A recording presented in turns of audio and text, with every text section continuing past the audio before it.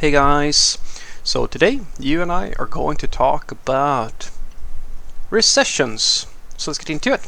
So the question in question was, hi Frederick, I would like to know your take on job hopping during an impending recession. I'm currently working as a software developer for a small company and I just received an offer from a big name company that is more than double my total compensation.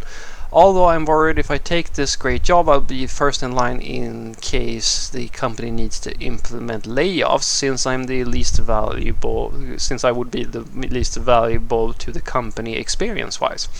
Then again, the new opportunity is for a household name, and the technology compensation and benefits are so much better. Really interested on your take. Thank you. Well, thank you. So this is where I'm going to pull out my old martial arts teacher's wisdom.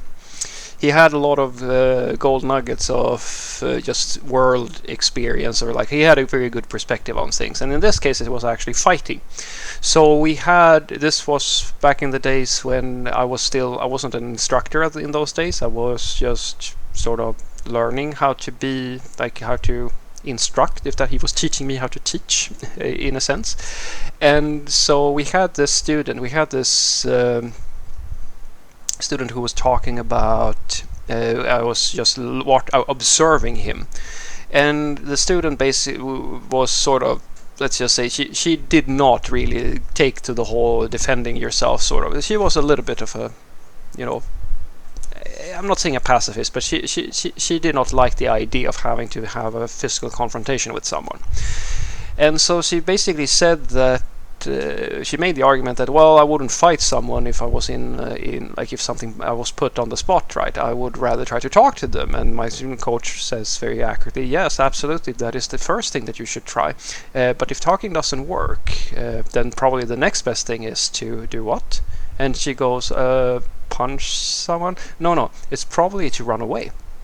Because if you can run away, and you don't have to actually risk anything, so that's also a very good thing.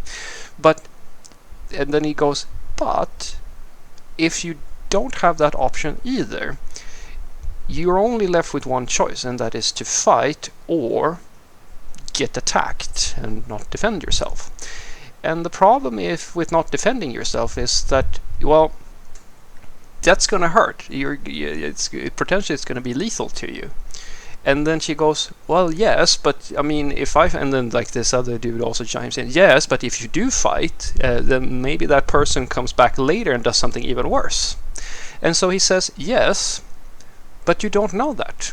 So you don't know what's going to happen in the future. All you know is that if you don't do anything right now, you're going to get attacked. And potentially this is going to be a very, you might even die today. So if you don't fight, then your fate is sort of sealed. But if you do fight, then at the very least you have offloaded, or you have moved the potential impact into an unknown future. And that's what I tell you now. Because if you don't do anything right now, what guarantees do you have? Well, your tiny little company, they might still have to lay you off. The entire company might go under. You have no way of knowing if that's going to happen or not. You could get fired today. It's just that in your mind you have created this idea that you are safe because you are working in, asserted, so forth and so forth. But the reality is that your company could be built, you're making a bunch of assumptions. It could be mismanaged by people. Like I've been in companies like that, guys, where people working there, they were completely in love with that workplace. They loved it, and then the founder mismanaged the company to the point where it was not possible for in this case was a startup. They could literally not continue as were. So he had to go back, and they basically scrapped the company, and then these people came and worked at my company instead. And these were sort of some young people as well. They had this really warped idea because this was their first job. It's sort of like the millennial problem, right? Where they get accustomed to an unrealistic, unsustainable way of doing work. And so when they came into our company, they were actually very unhappy in my company, which, for me, it was, well, I technically am a millennial, but I don't know. I just don't Maybe it's because I'm not on Facebook. That might be it. But for me, this was just like a really nice, normal workplace, and everybody was sort of happy. They were very unhappy because, you know, they couldn't get like new laptops whenever they wanted, etc., etc. They didn't, you know, so forth and so forth. Things that, you know, at least in my opinion, the same person would expect by default. And the problem was that they had literally been in an environment where this person had fucked the company so bad and fucked up so bad that they lost their job, not because they were bad or because it wasn't, you know, they couldn't have been done in a different way. It was because of the founder. You could have the exact same situation. For all you know, like, they're gonna fire you first because reasons. And then you go to the big brand company. Well, just because you are a fresh experience, that doesn't necessarily mean that you are the first one on the shopping block. Because if you join one of the most, I don't know, lucrative teams, the most important teams, etc., etc., because you don't know why they're adding you to the company, if you go to the right project, they might actually have to fire some people in a different department who might have been there for 20-30 years, but maybe they are incompetent. Maybe it's that department isn't generating any money for the company anymore. You join this is why I tell people, guys, when they talk about, like, should I join Google, etc., etc., and I go, it all depends on which department. Always. It always depends on the department, because gigantic corporations, I work for them, I have worked for more than more than one at this point, it all works the same way, guys. It all depends on what is the company's focus at this moment. If they have many projects, many departments, and some of them are really well managed and some of them are not. Some of them are making money, some of them are earners, some of them are something else.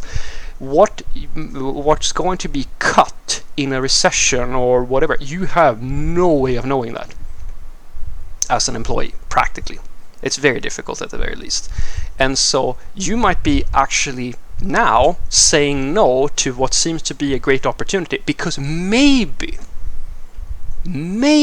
you won't be able to keep that job. So as with my trainer, you're basically now choosing to be in a worse situation, in a bad situation, because you're afraid that something worse might happen later. And I go, what could possibly happen? So if you're making twice or whatever, like all these benefits at this other big nice company that you seem to be interested in, so let's say that you get hired and then they fire you a little while later. Then what would stop you from going and getting another job? And my guess is that it's your fear of whether or not you're good enough, etc., etc., these classic things that are stopping you from actually doing something about this. I mean, for all you know, you could just go back to like the company you were at before, because I don't think it depends on the company, of course. If you explain that this is a great opportunity for me, I want to grow, etc., etc., if you leave the company you have right now on good terms, then probably if you are really that experienced, I hope that you understand this, right? If you really are so valuable to this other company, then you could go back if you wanted to, because you still have that experience. In other words, there's a benefit for them from a financial point of view, because they don't have to train you because you already worked there. I've watched my dad, who has a small factory, to do the same thing with his employees over the years. Some of the guys that has been working for him has, over the course of maybe 20-30 years, worked there multiple times because they got bored and then they moved on and then they came back, and he rehired them.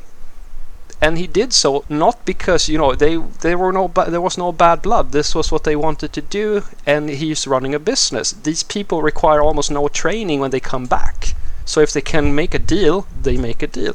And I think you should think about it the same way. So what I want you to take away from this is that listen to my martial arts teacher on this one.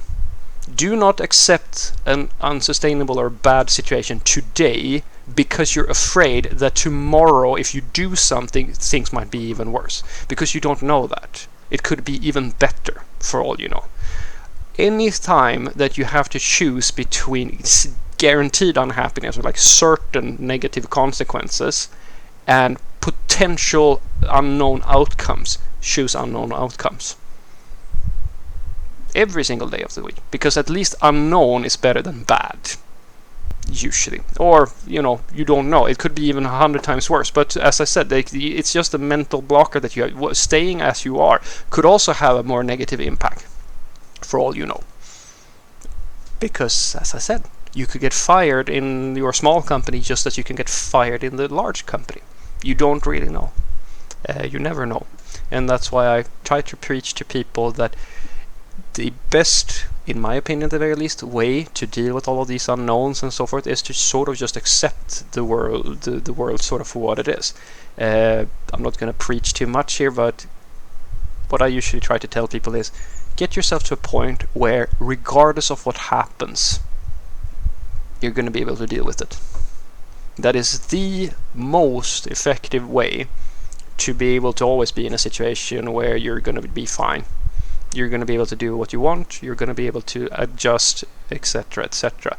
And getting there is a whole series of self-help stuff and so forth and so forth. I don't have any materials on that, and I'm not I'm not a life coach or anything like that. It's just a tip that I can give you, because if you can get to that point, you realize that you actually stop trying to trick yourself into believing that there's something safe about sticking at the same company, or there's something safe about never doing anything you want or something like that, because all you're really doing is that you're sitting in your little hut somewhere hoping that the wind doesn't change.